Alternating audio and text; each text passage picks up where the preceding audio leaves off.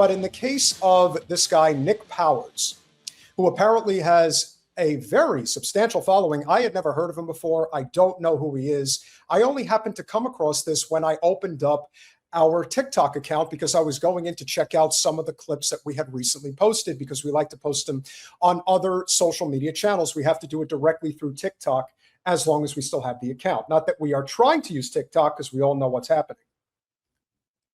But in the case of this Nick Powers, here's a guy who is still going out there and is trying to sell us on the idea that all we have to do is just elect the Democrats. If we elect the Democrats, all the problems will go away.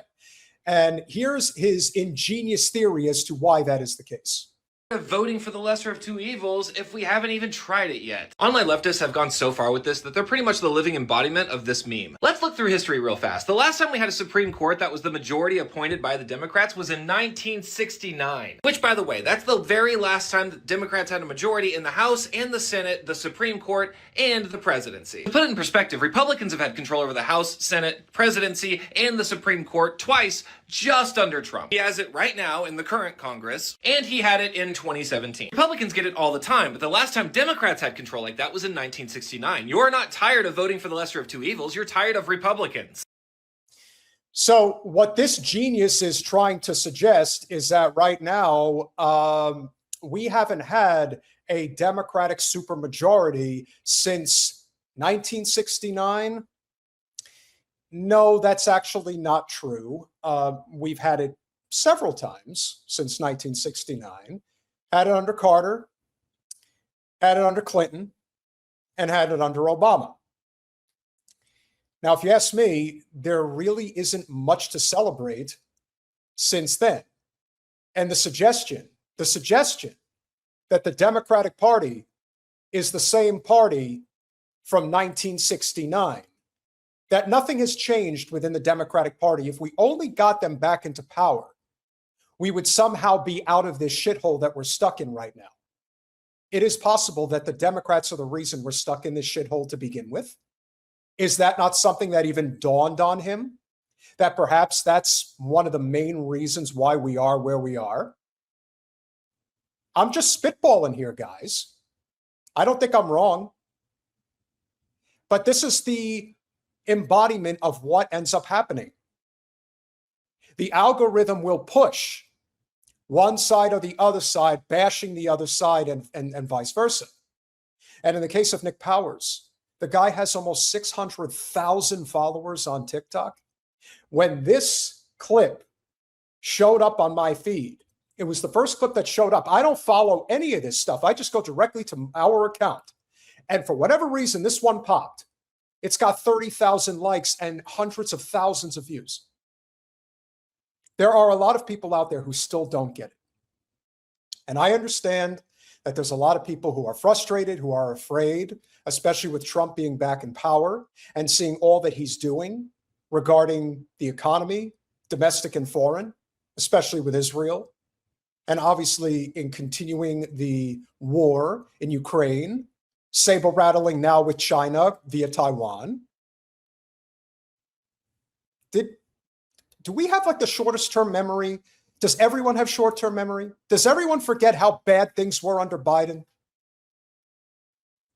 Does everybody forget how absolutely over her head Kamala Harris was, and the fact that she was trying to outright Trump on Israel, among other policies, like law and order?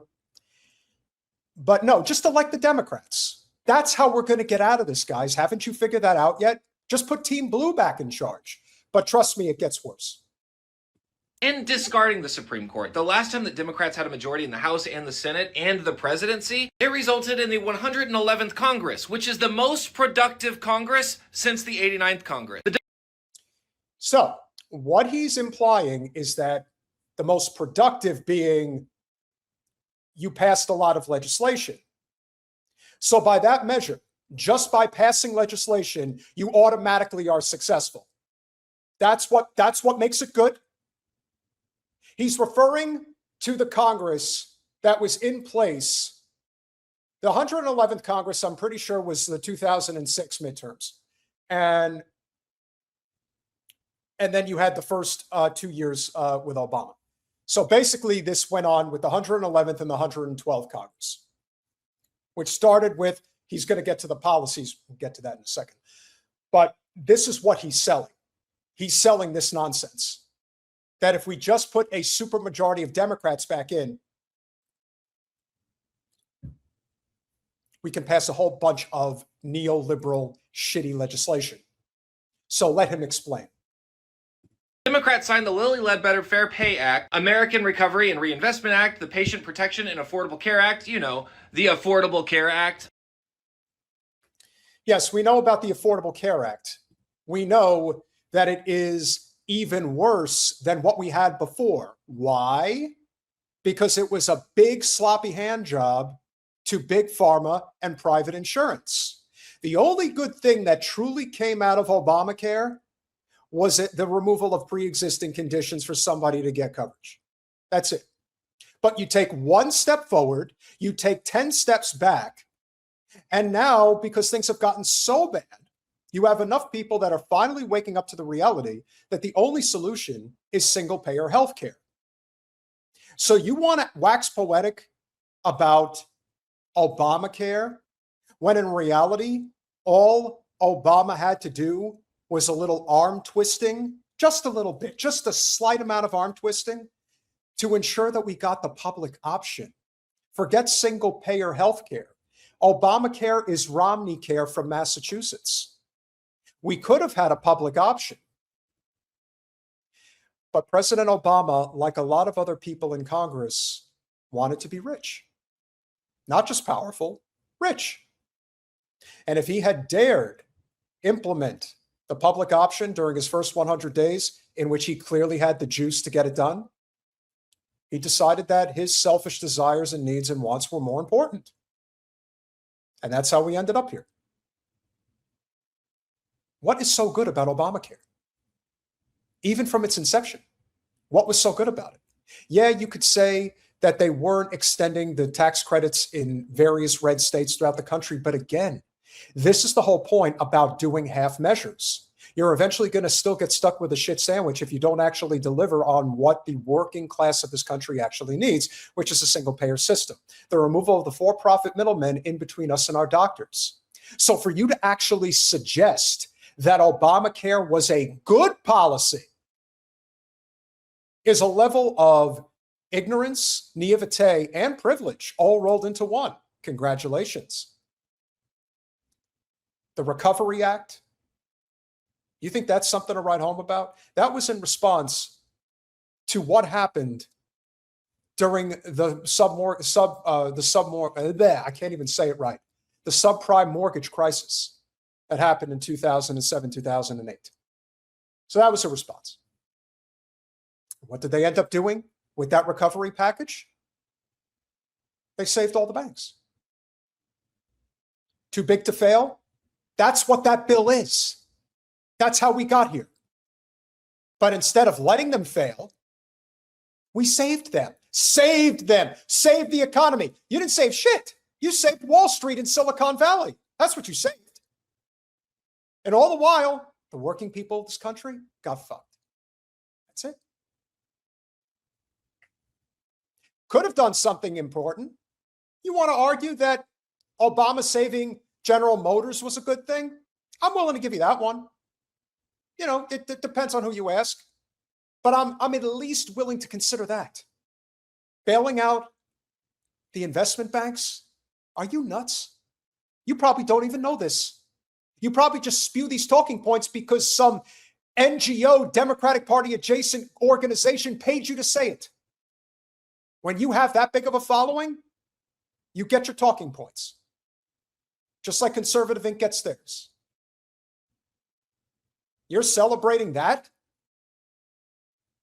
He's not done. The Dodd-Frank Wall Street Reform and Consumer Protection Act, which would be great if we could continue working on this. And Dodd-Frank, that's what you're celebrating? The legacy of Barney Frank, despite the fact that he was always regarded as a New England liberal and somebody who was a champion of social causes, especially because he was a gay man. Here's what I'll remember him for. I'll remember him throwing Bernie Sanders under the bus for Hillary Clinton. That's what I'll remember. Just like Al Franken threw Bernie Sanders under the bus for Hillary Clinton. That's what your legacy is. It's unfortunate, but those are the breaks. Dodd-Frank, why don't we reinstate Glass-Steagall?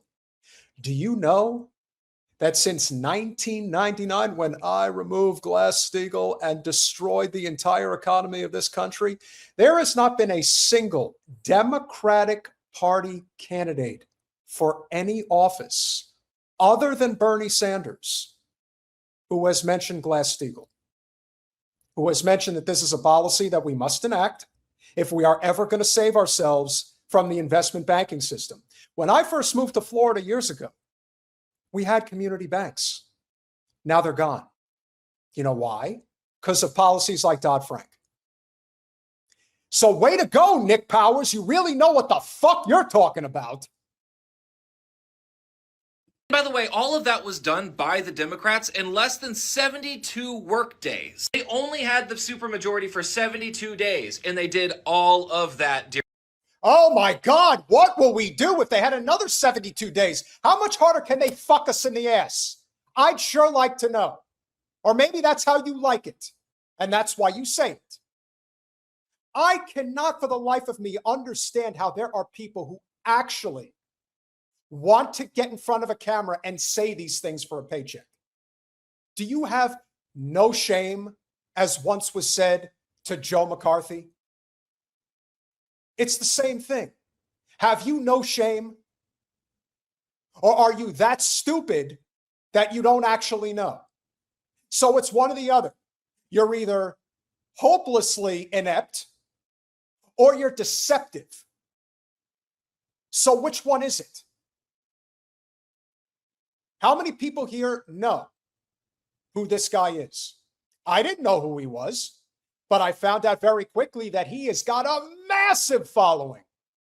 And it was only by happenstance that his stupid ass video showed up on my feed. So congratulations. Now you're going to go viral in the opposite direction, hopefully. We cannot vote our way out of this. We can't do it. It's not going to, voting matters. And I'm not telling you that you shouldn't. And I think we should always be supporting candidates who are not bought by corporate special interests and are overwhelmingly being supported outside of the two-party system. Now, of course, there are always going to be exceptions to the rule. We understand that. But very rarely, like a Thomas Massie. That would be an example of a circumstance where we don't really have much of a choice. The system is set up the way that it's set up. Not that we want it this way. I would have no doubt that most people would probably agree with this, that we don't want this. Who would? I don't. But we play the cards that were dealt. That's the hard reality that a lot of people have failed to accept. If it wasn't hard, everyone would do it. When I hear people say we can still take over the Democratic Party, in what universe? Have you not seen what they're willing to do?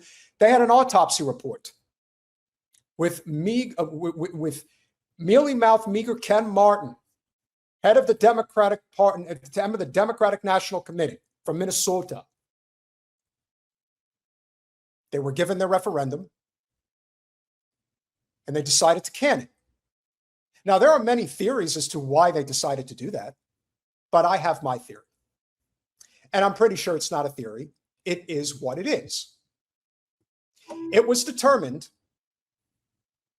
that one of the biggest, if not the biggest issue at present when it comes to the Democratic Party and why it is bleeding support out its ears and its ass is because they support the state of Israel. And they're not going to stop. Under no circumstances are they going to stop. That is the hard lesson that most people just do not want to come to terms with. They do not want to accept that there is no coming back from this. The Democratic Party will cease to exist before they give up their support for Israel, just as they will not give up their support for corporate special interests and corporate money funding their party. And that's it. So for anybody who thinks that Nick Powers is your friend, trust me when I tell you, he isn't. He has a little bit more to say before we finish. During that time. Wouldn't it be nice if we could pass meaningful legislation again? Well, we can't, because we'd much rather have the greater of two evils than vote for the lesser of them. You can't be. So can you imagine actually being somebody who actually espouses a message of, man, if only we can vote for the lesser of two evils? That's what we have become reduced to. We have been reduced to these Democratic Party operatives suggesting, yeah, we suck. We know that. Vote for us anyway, because maybe the shit sandwich won't taste as bad. If that's what you're selling, everyone deserves the GOP forever. At some point, one must recognize that this system that we're stuck with, it's done. It's over. Do not resuscitate, as Jen likes to say. How could we? This is what they're selling. At the very end, he admits the truth. He says that he tells the truth. Yeah, we suck. But what choice do you have? I'll tell you what choice I have. The Democratic Party is dead. Remain dead. Do not resuscitate. And if you follow people like this, you're wasting your time.